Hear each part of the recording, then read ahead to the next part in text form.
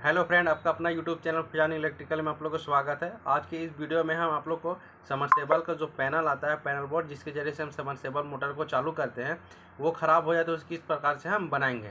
सबसे पहले जैसा कि वीडियो में आप देख पा रहे हैं कि इस पैनल में बहुत ही ख़राब तरीके से इसका जो कैपेसिटर है बहुत ही बुरा जल चुका है। तो इसे किस प्रकार से बनाएंगे, इस वीडियो में कंप्लीट जानकारी देंगे। हमें क्या खरीदना है, क्या नहीं खरीदना है, इसे किस प्रकार से लगाना है, इसका पूरी जानकारी हम इस वीडियो में आप लोग को देने वाले हैं। तो चलिए वीडियो को स्टार्ट करते हैं। चैनल में नए हैं तो चैनल को आप सब्सक्राइब कर लें। बेसिकली जब इस प्रकार का कैपेसिटर जलता है, उड़ता है, तो दो तीन बातों का आपको बहुत ही ज़्यादा ध्यान देना होगा। सबसे पहले आपको जानना होगा कि ये जो कैपेसिटर लगा हुआ है ये रनिंग कैपेसिटर है या फिर स्टार्टिंग कैपेसिटर है। इसलिए क्योंकि रनिंग और स्टार्टिंग कैपेसिटर का जो कनेक्शन होता है वो पैनल में अलग अलग होता है। और इस कैपेसिटर के साथ साथ इस पैनल में और क्या क्या उड़ा है, जैसे कि आप देख पा रहे हैं वीडियो में, इसका जो ग्रीन स्विच है जिससे हम मोटर को चालू करते हैं, इसे दबाने के बाद तो ये ग्रीन स्विच क्या हो गया है, जल गया है, गल गया है हीट के कारण। अभी हम आपको दिखाते हैं कैमरे में नज़दीक करके। यहाँ आप देख सकते हैं कि इसका जो स्विच है वो बहुत ही ज़्यादा गर्म होकर पिघल गया है और आपस में चिपक गया है। तो आप इसे किस प्रकार से चेक करेंगे और किस प्रकार से इसके पैनल में इसे कैपेसिटर को चेंज करेंगे, इसको आज हम आपको बताने वाले हैं। दो कैपेसिटर होते हैं, एक स्टार्टिंग कैपेसिटर होता है और एक रनिंग कैपेसिटर होता है। मान लीजिए कि ये कैपेसिटर जल चुका था, ठीक है, तो आपको दूसरा कैपेसिटर को देखना है। दूसरा कैपेसिटर में आपको यहाँ पे देखिए आप लिखा हुआ है 100 से 120, 100 से 120 इसमें लिखा हुआ है। तो इस प्रकार से जब दो ऑप्शन लिखा हुआ रहता है, 100 से 120 हो गया, 150 से 200 हो गया, 200 से 250 हो गया, इस प्रकार जब भी होता है तो आप समझ लीजिएगा कि वो एक स्टार्टिंग कैपेसिटर है। और रनिंग कैपेसिटर पहचानने का तरीका है, उसमें केवल एक MFD लिखा हुआ है, जैसे कि 36 MFD, 40 MFD, 50 MFD, 72 MFD, 100 MFD, इस प्रकार का सिंगल MFD उसमें लिखा होगा। इसका मतलब वो क्या है, एक रनिंग कैपेसिटर है। तो यहाँ पे जैसे कि वीडियो में आप देख पा रहे हैं ये कैपेसिटर जला हुआ नहीं है, इसमें 100 से 120 लिखा हुआ है। इसका मतलब ये स्टार्टिंग कैपेसिटर है। इसका मतलब हमें एक रनिंग कैपेसिटर खरीदना होगा। तो रनिंग कैपेसिटर कैसे खरीदेंगे, सबसे पहले इस कैपेसिटर को हम बाहर निकालेंगे और कैपेसिटर को चेक करेंगे इसमें कितना वैल्यू है।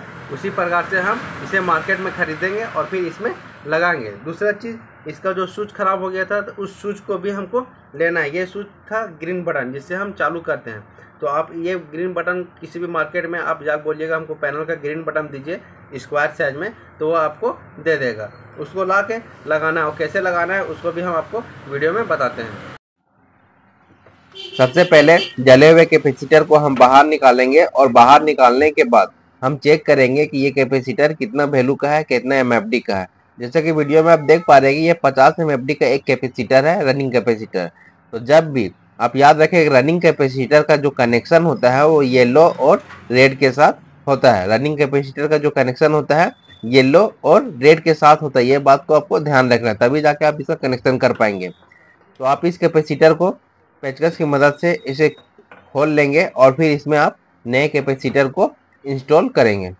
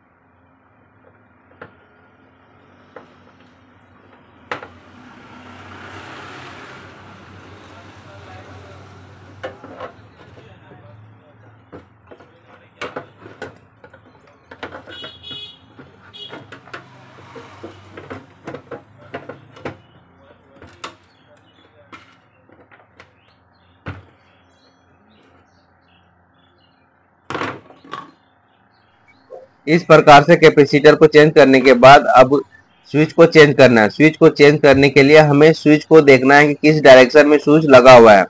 जिस डायरेक्शन में स्विच लगा हुआ है उसके लाइनिंग में स्विच को मिला लेंगे। जैसा कि वीडियो में आप देख पा रहे हैं कि नए और पुराने दोनों को एक ही लाइनिंग में मिलाने के बाद और फिर बारी बारी से प्रत्येक कोने से वायर को एक एक करके निकालेंगे और जिस प्रकार से पुराने स्विच में वायर लगा हुआ है उसी प्रकार से नए स्विच में भी हम वायर को लगा देंगे। आप बिना वायरिंग डायग्राम, अगर आप वायरिंग डायग्राम को नहीं जान रहे तब भी आप इसके कनेक्शन को कर सकते हैं। बस केवल एक बात का आपको ध्यान देना होगा कि स्विच जो पुराना लगा हुआ था वो किस लाइनिंग में है, उसी लाइनिंग में ग्रीन स्विच को भी आपको लगा के रखना है और फिर बारी बारी एक एक वायर को उठाकर चारों कोनों में लगाना है। बहुत ही आसानी से आप लगा देंगे। एक इस पे हम नए वीडियो बनाएंगे जिसमें full wiring diagram panel board का रहेगा। उसमें हम एक एक करके सबके बारे में बताएंगे कि किस प्रकार से ग्रीन स्विच, रेड स्विच, इसका contactor, capacitor, volt meter, ampere meter का कनेक्शन आप कर पाएंगे।